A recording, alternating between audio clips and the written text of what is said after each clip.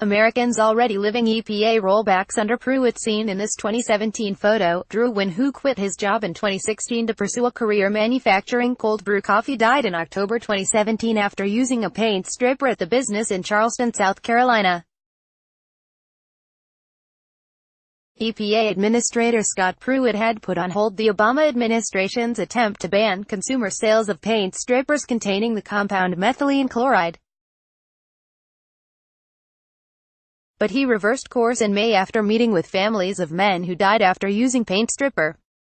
Brian Wynn, brother of Drew, believes methylene chloride may already have been out of stores by fall 2017, when his brother was found dead at the business, killed by methylene chloride, according to coroners.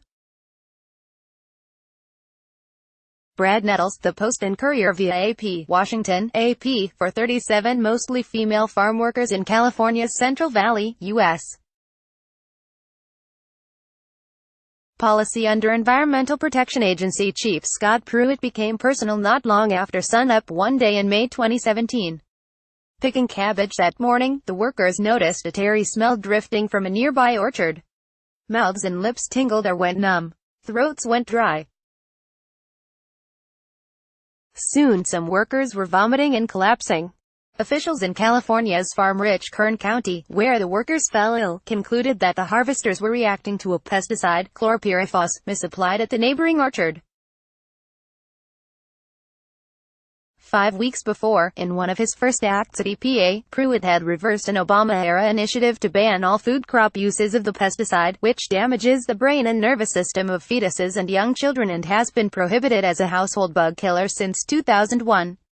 While the new ban would not have gone into effect by the time of the Central Valley incident, Pruitt's action postponed any further consideration of barring the popular bug killer on food crops at least through 2022. Chlorpyrifos is crucial to agriculture, and the farms using it need regulatory certainty. Pruitt's EPA said in announcing his March 2017 decision, using a phrase that would become a watchword for his business-friendly environmental rulings. In all, the Trump administration has targeted at least 45 environmental rules, including 25 at EPA, according to a rollback tracker by Harvard Law School's Energy and Environment program.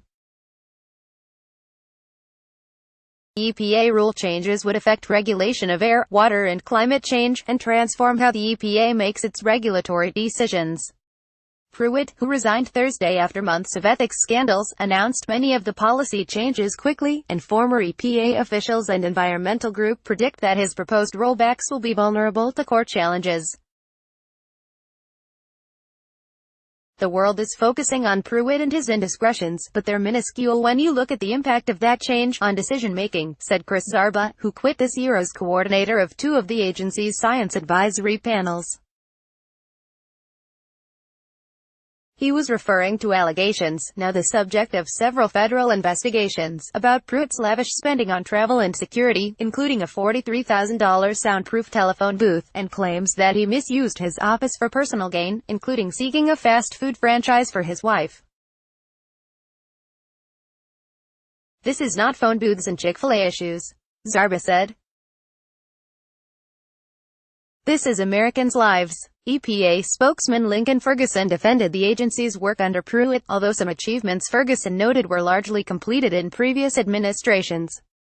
"The science is clear. Under President Trump, greenhouse gas emissions are down, Superfund sites are being cleaned up at a higher rate than under President Obama, and the federal government is investing more money to improve water infrastructure than ever before," the EPA spokesman said in a statement. The EPA declined to make an official available to speak directly on Pruitt's policy initiatives. Among Pruitt's actions and proposals, climate change. President Donald Trump, who famously called man-made climate change an expensive hoax before his election, declared last summer that the United States would pull out of the Paris Global Accord on cutting climate-changing emissions from coal plants and other sources. Pruitt, for his part, said he doesn't believe humans are one of the main causes of climate changes. Pruitt in October formally proposed the repeal of an Obama-era rule targeting climate-changing emissions from electricity plants powered by coal and other fossil fuels, part of his pro-coal and gas policies. "The war against coal is over," Pruitt told Kentucky coal miners then. The Obama rule would have cut power plant emissions by one-third. The Obama administration projected that it would prevent up to 6,600 premature deaths a year from air pollution. Clean air. Pruitt's other proposals affecting clean air include allowing truck builders to retrofit new tractor-trailer bodies with old diesel engines that were built before tougher pollution standards. He called the Obama administration's ban on the dirtier truck engines an example of regulatory overreach that threatened to put an entire industry of specialized truck manufacturers out of business. Though just a tiny niche in overall truck sales, the Obama administration said the retrofitted trucks would account for up to 1,600 early deaths each year from the soot alone. Clean water. Pruitt suspended an Obama-era version of a rule that ultimately governs what farmers, ranchers and business people must do to protect water flowing through their property on its way to lakes, oceans and bays.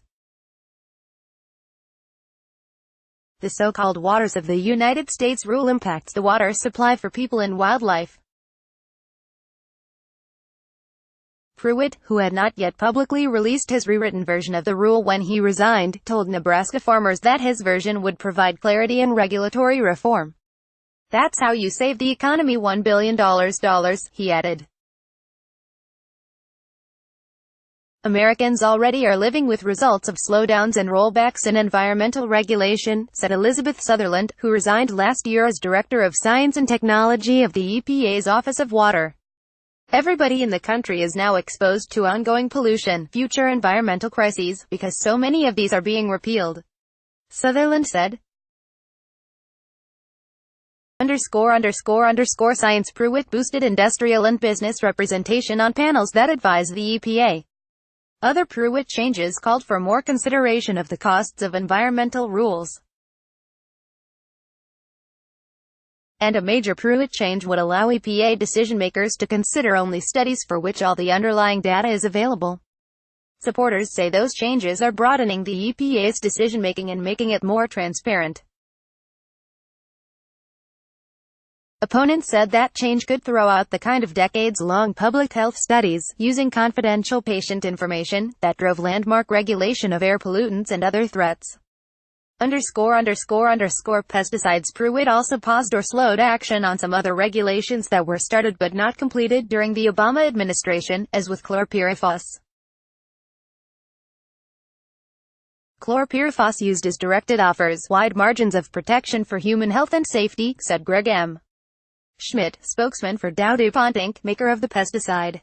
Industries said Pruitt's EPA is giving business and economic impacts the consideration and input that past administrations long denied them.